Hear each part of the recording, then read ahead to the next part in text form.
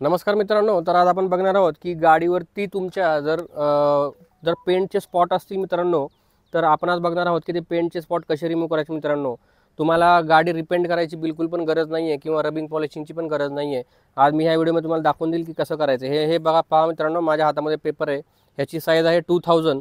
तुम्हाला हा पेपर मित्रांनो फोल्ड करायचा आहे, याच्यावरती पाणी मारायचं आहे आणि त्याच्यानंतर जिथे पेंट स्पॉट आहे तिथे पाणी मारायचं मित्रांनो आणि स्लोली मित्रांनो तुम्हाला रब करायचे. जास्त त्याच्यावरती तुम्हाला हे नाही करायचे, प्रेशर नाही टाकायचे.